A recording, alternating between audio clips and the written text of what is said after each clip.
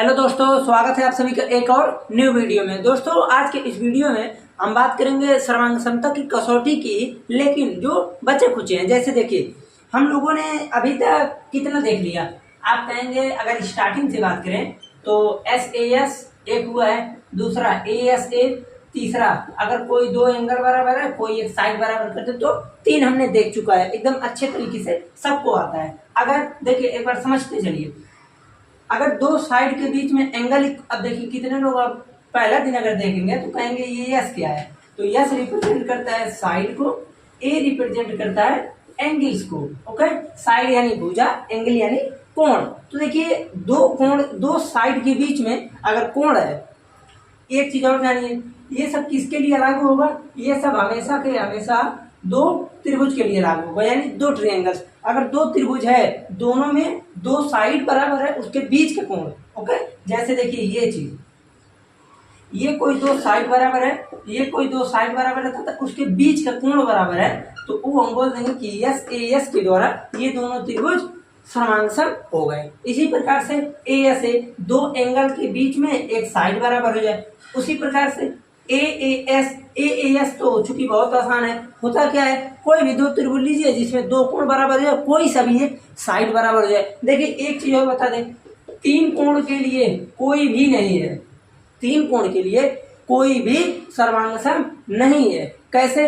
आपके लिए ऐसा है, अगर मान लीजिए हम तीनों कोण को ले लें, तीनों कोण को ले लें, जैसे क्यों नहीं होता है, हम इसको एक बार थोड़ा सा हिंट दे दें। देखिए मान लीजिए हम एक समबाहु त्रिभुज ले लिए 5 सेंटीमीटर का, एक ले लिए 7 सेंटीमीटर का। ये बताइए, अगर हम ये कहें कि क्या ये दोनों त्रिभुज सर्वांग होंगे, तो आप कहेंगे नहीं, इसमें तो प्रत्येक कोण 60 डिग्री है, लेकिन ये क्या है कि इसकी साइड अलग है, इसलिए हम कह देंगे कि ये बराबर नहीं है। आया समझ में? उसके बाद एक चीज और हम देखिए, ये चीज हो गया ना। अब हम आज कुछ नया सीखेंगे। नया में हमारे पास दो है, कौन कौन सा? SAS और RHS। ओके, देखिए अगर एंगल बराबर होने से नहीं हो रहा है, लेकिन अगर साइड बराबर है तो अपने आप हो जाएगा। भाई अगर कोई हम दो त्रिभुज लिए, ओके, हम ये कह दें 5 5 5 5 5 5, सब 5 5 है, यानी ये 5 ये 5 ये 5 ये सब 5, तो ये बताइए अगर 5 5 है तो जाहिर सी बात है कोण इसका 60 60 होगा, क्योंकि ये समबाहु त्रिभुज हो गया। तो SAS जो है आप लोग देखेंगे तो बस ये इसी प्रकार से लागू होगा, क्योंकि SAS का मतलब हो गया जिसकी तीनों भुजाएं समान हो। कोई दो त्रिभुज समान,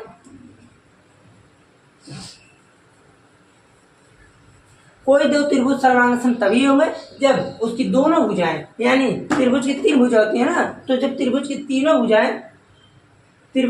भुजाएं दूसरे त्रिभुज की तीनों भुजाएं से समान हो जाती हैं, तो उन्हें SAS बोलते हैं। इतना दूर यहाँ जम गया है, छोड़िए जाएगी। SAS यही होता है, अगर कोई दो त्रिभुज है जिसकी तीनों भुजाएं आपस में समान हो जाए, ये इसके समान, ये इसके समान और ये इसके समान है, तो ये हम बोल देंगे सिंपल किए SAS द्वारा ये क्या हो गया, सर्वांग हो गया। देखिए एक चीज और मैं बता देता हूँ, यहाँ पर जो है सब कुछ सेम है, सब कुछ सेम है। आपको एक चीज मैं और बता देता हूँ, ये चूंकि परमे 7 दशमलव कुछ है, ये भी एक परमे होता है।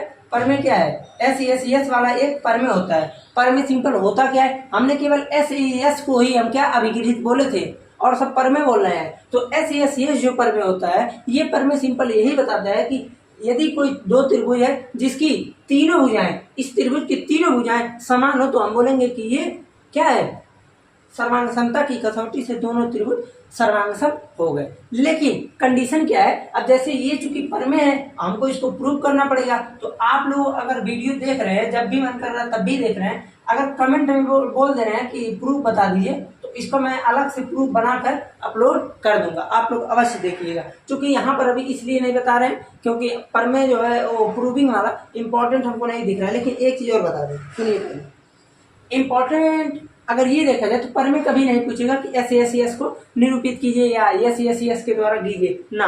लेकिन ये चीज हमको यहाँ तक है कि अगर वो परमे आप लोग सीखते हैं तो उससे रिलेटेड कई प्रश्नों को एकदम चुटकी बजाते हुए सॉल्व कर लेंगे। ओके, ये सेम परमे इसको आप लोग समझते रहिएगा। हम प्रमेय को प्रूफ बता देंगे किसी अन्य लेक्चर में, अगर कमेंट करेंगे तभी, नहीं तो हम नहीं बताने वाले हैं। ओके, अब उसके बाद एक और प्रमेय है RHS। देखिए RHS जो होता है, ये प्रमेय सिंपल हमने क्या देखा था, आप कहेंगे ऐसा है, right angle triangle, hypotenuse side, समकोण त्रिभुज में, अब हिंदी में सुनिए, समकोण, अब अगर कोई एक कोण समकोण हो जाए तो कौन सा त्रिभुज होगा, आप कहेंगे समकोण हो जाएगा। तो अगर समकोण त्रिभुज है, उसमें अगर उसका कर्ण कोई दो त्रिभुज नहीं है, अब देखिए समकोण की बात हो रही है, RHS किसके लिए बात होगा, हमेशा के हमेशा ये समकोण के लिए बात होगा। ओके, अब ये बताइए, अगर कोई सा भी हम दो त्रिभुज ले लेते हैं, ठीक है, 90 डिग्री दोनों जगह बना दिए। ओके, अब उसके बाद जब 90 डिग्री बन गया तो समकोण त्रिभुज दोनों हो गया। तो यही ये देखिए राइट एंगल, अब एक जो कोण हो वो राइट एंगल हो। ओके, राइट एंगल ट्रायंगल की तो बात होगी, लेकिन आर यहाँ पर रिप्रेजेंट करेगा राइट एंगल को। अगर कोई दो त्रिभुज लिए जिसमें दोनों में कहीं ना कहीं एक राइट एंगल है, ठीक है, उसके बाद इसका हाइपोटेनस बराबर हो, हाइपोटेनस का यानी मतलब होता है कर्ण। हिंदी में सुनिए, हिंदी वाले बच्चे हाइपोटेनस समझ में नहीं करते होंगे, मैं खुद ही 11 में जाना था। आप बताइए, आप लोग तो 9th में बता दे रहे हैं, हाइपोटेनस का मतलब होता है कर्ण। ओके, तो कर्ण अगर कोई एक त्रिभुज है, ओके, 90 डिग्री है, अब 90 डिग्री के जस्ट सामने वाला कर्ण होता है हाइपोटेनस, हाइपोटेनस बराबर है और कोई सा भी एक साइड बराबर है, और सेम कंडीशन इसके साथ है, ये चीज मिल गया, ये बराबर हो जाए इसके कोई सा भी एक साइड, दोनों में से एक साइड बराबर जाए, तो हम बोल देंगे कि ये यहाँ से RHS द्वारा ये प्रूफ हो गया। आया समझ में? तो ये था आप लोगों का प्रमेय। देखिए दो प्रमेय यहाँ पर हमने सिंपल आपको बताया है। पहला प्रमेय जो था वो हमने सिंपल बताया S के लिए, अगर कोई भी दो त्रिभुज ले लें जिसकी तीनों भुजाएं अन्य त्रिभुज की तीनों भुजाएं समान हो जाए, तो वहां पर हम बोल देंगे SSS द्वारा ये प्रूव हो गया। उसके बाद RHS का कंडीशन भी सेम था, दो समकोण त्रिभुज ले लें तो हम कह देंगे अगर एक राइट एंगल। अब आपके मन में एक बात होगा कि क्यों समकोण ले रहे हैं, अगर समकोण नहीं लेंगे तो राइट एंगल मिलेगा ही नहीं, और जैसे ही राइट एंगल लिए तो समकोण होगा। ठीक, तो इस प्रकार से हम इसको कर सकते हैं। तो आप लोगों के सिलेबस में पूरा यानी कितना देखे था, 1 2 3 4 5 ए क्यों नहीं होता है, क्योंकि अब अगर किसी दो त्रिभुज को, किन्हीं भी दो त्रिभुज को उठा लें, कोण अगर इक्वल कर दें, एंगल को इक्वल कर दें, अगर साइड इक्वल ना हो तो सर्वांगसम नहीं होगा, समरूप होगा। क्लास 10th में जब पढ़ेंगे तो समरूपता पढ़ाएंगे, ए की समरूपता कसौटी। ओके, तो इसे मिटाते हैं, एक दो एग्जाम्पल कराते हैं, उसके बाद मजा आ जाएगा। चलिए देखिए, आते हैं हम उदाहरण नंबर,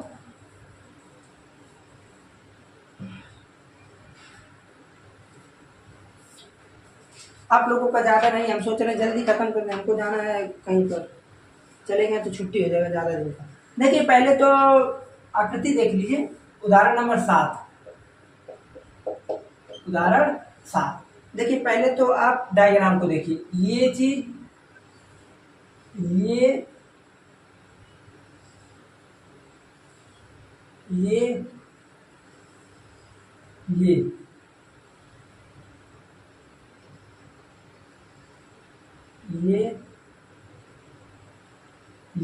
ओके, ये चीज हो गया। फिर उसके बाद देखिए बोला ए बी एक रेखाखंड है, ए बी एक रेखाखंड है। फिर बोला है तथा बिंदु P और Q एक रेखाखंड ए बी के विपरीत और इस प्रकार स्थित है कि प्रत्येक ए और बी से समदूरस्थ है। यानी ये बताइए, यही है आपका P और यही है आपका Q जो ए और बी से समदूरस्थ है, यानी हम ये बोल सकते हैं ये समदूरस्थ है, ये इसके समदूरस्थ है, तो यानी ये समान है। ओके, अब आइए फिर उसके बाद बोल रहा है दर्शाइए कि रेखा पी क्यू, दर्शाइए कि रेखा पी क्यू रेखाखंड ए बी का लंब समद्विभाजक है। देखिए यहां पर अगर हम थोड़ा सा ध्यान से देखें तो हमको दर्शाना ये है कि रेखाखंड पी क्यू रेखाखंड ए बी का AB का लंब समद्विभाजक है, लंब समद्विभाजक है। हमको क्या करना पड़ेगा, आइडिया बताइए आप लोग। ये बिंदु सी है, आप लोग थोड़ा सा आइडिया लगाइए। मैं आप लोगों को 20 सेकंड का देता हूँ टाइम, वीडियो को पॉज करके आराम से इसको सॉल्व कीजिए, ठीक है बहुत आसान। कीजिए एक बार, कोशिश एक बार कीजिए, उसके बाद तब हम बताते हैं।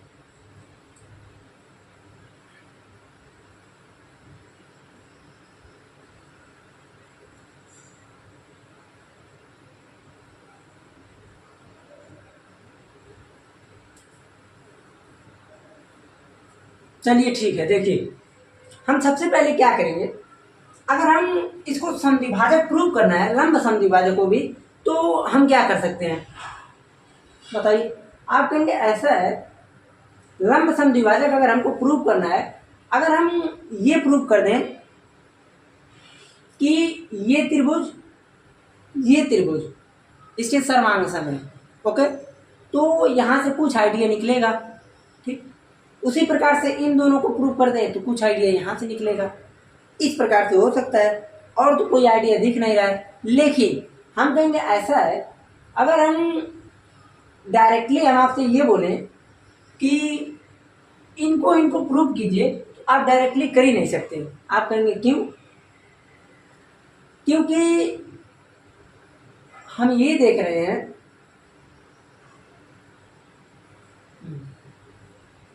अगर मैं मान लीजिए इसको बात कर रहा हूं, तो एंगल बराबर नहीं है, ये चीज हम नहीं जानते हैं कि एंगल को समद्विभाजित कर रहा है कि नहीं। बस हम इतना जानते हैं कि ये जो है वो यहाँ से क्या है, सम दूरस्थ है, हम केवल इतना जानते हैं। तो पहले एक काम कीजिए, पहले आप PAQ को उठाइए, यानी त्रिभुज PAQ को उठाइए, और आप ले लीजिए ट्रायंगल्स और PBQ को। मैं क्यों बोल रहा हूं आप अभी समझ जाएंगे। ये बताइए, जब मैं इस त्रिभुज को दोनों त्रिभुज को ले लिया, अगर मैं इसको सर्वांगसम प्रूव कर दिया, तो हम ये डायरेक्टली बोल सकते हैं कि ये कोण दोनों बराबर हो जाएगा, और यहाँ का भी कोण बराबर हो जाएगा। अगर सर्वांगसम कर पाए तो कर क्यों नहीं सकते, आइए देखिए। तो आप कहेंगे ऐसा है, हम कौन सा त्रिभुज लिए, PAQ और PBQ, तो हमको डायरेक्टली दिख ही रहा है, सब कुछ दिया है। क्या दिया है, जैसे देखिए यहाँ से आप लिखेंगे PA इक्वल टू PB, ये क्या है, आप कहेंगे दिया है, ये भी दिया है, okay. AQ equal to BQ, ये क्या है, आप कहेंगे ये भी दिया है। फिर उसके बाद तीसरा हम कह देंगे AB इक्वल टू AB, ये भी क्या है, आप कहेंगे उभयनिष्ठ है। तो हम डायरेक्टली बोल सकते हैं कि अगर ये चीज इतना हमको मिल रहा है, तो हम डायरेक्टली तुरंत बोलेंगे कि त्रिभुज PAQ सर्वांगसम त्रिभुज PBQ। क्यों हुआ, कैसे हुआ, SES सर्वांग समता की कसौटी से, ओके। यानी SES यहाँ पर हम बोल सकते हैं कि सर्वांग समता की कसौटी से ये चीज हमने इसको प्रूव कर लिया। अब अगर ये चीज हमने प्रूव कर लिया, तो हम डायरेक्टली क्या चीज बोल सकते हैं, आप कहेंगे एंगल, नीचे दिख रहा है कि नहीं, चलिए अभी हम एंगल को तो लिख ही सकते हैं, ठीक है। Angle APQ equal to angle BPQ, ये चीज हो गया बराबर कैसे, CT द्वारा। इसे हम इक्वेशन 1 मान लेते हैं, ठीक है, इक्वेशन 1 मान लेते हैं, ठीक। अब उसके बाद हम ले लेते हैं इन दो त्रिभुजों को, हम अपना सर्वांगसम प्रूव करते हैं। तो अगर इन दोनों त्रिभुज को सर्वांगसम प्रूव कर देंगे, तो हमको एक आइडिया मिल जाएगा। आपको दिख रहा है क्या, ये दोनों अगर हम जैसे प्रूव करेंगे सर्वांगसम, तो ये हमको पता चल जाएगा कि ये समान बराबर भागों में है। तो आइए देखते हैं, हम लिखेंगे अब त्रिभुज PAC, उसके बाद और ले लेते हैं PCB और त्रिभुज PCB। अब ये बताइए, अगर दोनों त्रिभुज को हम उठाते हैं, तो आप कहेंगे ऐसा है, AP इक्वल टू PB, ये क्या है, आप कहेंगे दिया है, ओके। फिर उसके बाद आप लिख देंगे ऐसा है angle A P Q, angle A P C equal to angle B P C. अब आप ये मत कहिएगा ये कहाँ से आ गया भाई, ए पी क्यू को हम टांग रहे यानी उठा रहे थे तो इसको हटाइए, इतना दूर भी तो सेम ही एंगल है, तो ये चीज बराबर हो गया। कैसे बराबर हुआ, आप चीज इसको अभी प्रूव किए हैं, तो आप लिख सकते हैं कि ऊपर सिद्ध किया है, तो इस प्रकार से लिख सकते हैं,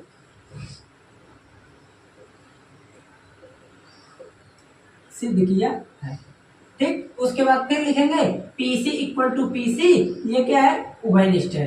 देखिए त्रिभुज की अगर देखा जाए त्रिभुज में तो सवाल बहुत आसान होते हैं, बस आपको थोड़ा सा कंसेप्ट क्लियर होना चाहिए कि क्या नहीं हो सकता है, उसी पे मार दीजिए तुरंत।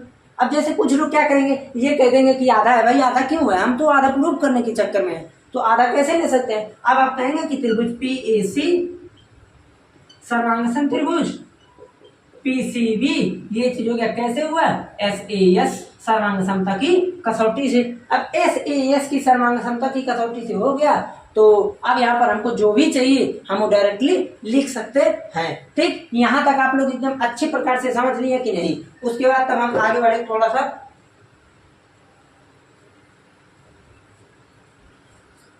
हो गया। देखिए यहाँ से आप कहेंगे AC इक्वल टू BC, ये चीज कैसे मिला, ये चीज आप तुरंत बोलेंगे कि ये हमको मिल गया CP CT द्वारा। ओके, अभी तक जितना हमने इस सवाल में किया वहां से निष्कर्ष क्या निकला, कि निष्कर्ष यही निकला कि अगर हम चाहे होते तो हमारा मेन उद्देश्य ये था कि ये त्रिभुज इन्हीं दोनों को सर्वांगसम प्रूव कर दें, और अगर इन दोनों को सर्वांगसम प्रूव करना है तो हमको डायरेक्टली ये कोण खोजना पड़ता। अगर ये कोण नहीं है तो यहाँ का बराबर है नहीं, हमको पता नहीं है, यहाँ का बराबर 90 है नहीं, हमको पता नहीं है, तो यहाँ पर इस कोण को हमको बराबर करने के लिए सर्वांगसमता हमको प्रूव करना पड़ा, किसमें, PAQ और PBQ में। आया समझ में, इतना जब हो गया, अब उसके बाद देखिए हम बात कर रहे थे किसकी, यहाँ पर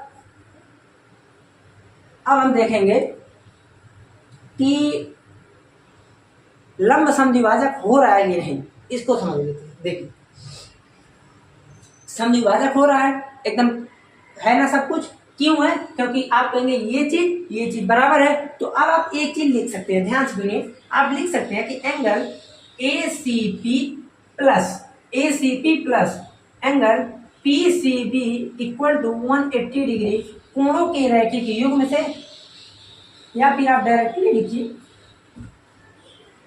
सरल रेखा। ठीक है, एंगल ACP और एंगल PCB। अब आप एक चीज बताइए, एंगल ACP और PCB अलग है क्या, आप कहेंगे नहीं, हमने सर्वांगसमता से ये प्रूव किया कि ये एंगल जो भी एंगल है वो बराबर है, तो आप यहाँ पर डायरेक्टली लिखेंगे कि 2 angle ACP equal to 180 degree, तो यहाँ से आ गया angle ACP equal to 90 degree. आया समझ में, तो अब यहाँ पर आप हिंदी में एकदम अच्छे प्रकार से लिख सकते हैं। देखिए इतना हमारा मेन उद्देश्य था, यहाँ से लंब समद्विभाजक का पता लगा लिए और यहाँ से हमने ACP निकाल लिया कि ये 90 डिग्री है, यानी ये भी 90 है। तो अब यहाँ पर आप लिख सकते हैं आराम से, स्पेशली जैसे क्वेश्चन में क्या कहा था कि दर्शाइए कि रेखा PQ रेखाखंड AB का लंब समद्विभाजक है, तो अब आप लिख सकते हैं कि अतः रेखा PQ रेखाखंड AB का लंब समद्विभाजक है। आया समझ में, केवल इतना ही क्वेश्चन था। अब देखिए भले ये उदाहरण को सॉल्व किया है, लेकिन एक चीज यहाँ लिख दिया कि डायरेक्टली कि त्रिभुज PAQ और त्रिभुज PBQ की सर्वांगसमता बिना दर्शाए आप यह नहीं दिखा सकते कि PAC और PBC सर्वांगसम होंगे। क्यों नहीं बता सकते, इसका रीजन ये है कि यहाँ पर कोई नियम ही नहीं लगेगा। जैसे अगर इसको हमको बराबर करना है तो आप कहेंगे ऐसा कौन सा नियम हम लगाएं, यहाँ पर केवल साइड ही बराबर है, ये कोण का हमको ठिकाना नहीं है, ये एक साइड मिल गया, 2 साइड से कुछ नहीं होने वाला है, तो अब उसके बाद आप कहेंगे कि इसीलिए हम यहाँ इस चीज को फॉलो नहीं कर सकते। आया समझ में। अब इसके बाद हिंदी में आपको यही लिखना है जो क्वेश्चन में था। क्वेश्चन में क्या है आप कहेंगे ऐसा है। अब हम बोल सकते हैं कि रेखा पी क्यू रेखाखंड ए बी का लंब समद्विभाजक है। ठीक, आया समझ में? इसको 1 मिनट के अंदर अंदर आप लोग नोट कीजिए। तब हम चलते हैं अगले प्रश्न पर।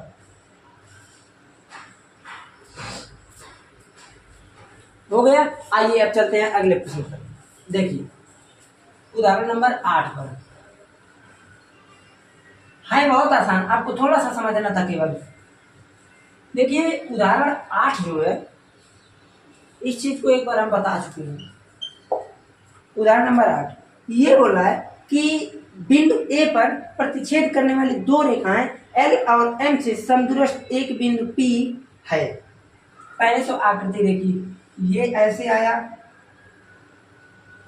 ये ऐसे, ये ऐसे, ये रेखा है एल, ये रेखा है एम, ये बिंदु है पी, ये बिंदु है बी, ये बिंदु है सी, ये बिंदु है ए। ओके, ये 90 डिग्री है। ठीक है, आप देखिए क्वेश्चन यही है आपका, ध्यान से सुनिए। बिंदु ए पर प्रतिच्छेद करने वाली दो रेखाएं एल और एम से समदूरस्थ एक बिंदु पी, समदूरस्थ यानी ये पार्ट इसके बराबर हो गया, ये चीज हो गया समदूरस्थ। फिर उसके बाद कह रहा है कि दर्शाइए कि रेखा एपी दोनों रेखाओं के बीच के कोण को समद्विभाजित करती है। ये तो बहुत ही आसान है। आप कहेंगे ऐसा है, अगर हमको ये प्रूव करना है कि ये पूरा, जैसे ये देखिए ये चीज है, तो आप कहेंगे ये पूरा इतना कोण बनना है, तो हमको ये दर्शाना है कि ये कोण को, ये जो रेखा है आधा आधा भाग में विभाजित कर रही है। आधा भाग में विभाजित करने का मतलब ये है कि, आया समझ में क्या कहना चाहते हैं, कि ये त्रिभुज 1 और ये त्रिभुज 2, इन्हीं को आप सर्वांग सम प्रूव कर देंगे। जैसे सर्वांग सम किए, ये कोण बराबर, यानी क्या नाम है, आधे आधे पार्ट में विभाजित कर दिया। अब देखिए सॉल्व करते हैं। देखिए दिमाग लगाइए। आप कहेंगे ऐसा है, हमको क्या पता है, एक साइड पता है कि इक्वल है, तो पहले हम लिख लेते हैं कि त्रिभुज ए बी पी, वैसे तो इसको लिखते हैं त्रिभुज ए पी बी और त्रिभुज ए सी पी। ओके, दो त्रिभुज। अब देखिए सर्वांग समता जब हम देखते हैं तो मेरे मन में कितना नियम आना चाहिए, एस ए, कोई दो कोण बराबर हो जाए तब साइड हो जाए, S R H S. Okay, ये कितना कोण बनना है, 90 बनना है। आप कहेंगे अगर 90 बना, छोड़िए इसको, तुरंत इस पे आइए ना, तो आप कहेंगे ऐसा है, तब तो हो ही गया सॉल्व। आप यहाँ डायरेक्टली लिखेंगे कि angle B equal to angle C, क्यों, क्योंकि ये 90 डिग्री लंब है।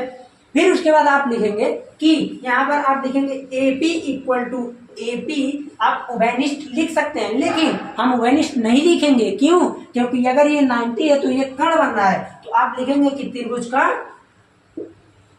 कर्ण है, ये त्रिभुज का कर्ण है। ओके, और कर्ण हमको बराबर चाहिए। फिर उसके बाद आप लिखेंगे पीवी इक्वल टू पीसी, दिया है क्वेश्चन में। अब आप यहां से लिख सकते हैं कि त्रिभुज ए पी बी सर्वांग सम त्रिभुज ए सी पी कैसे हुआ, आर एच एस सर्वांग समता की कसौटी से।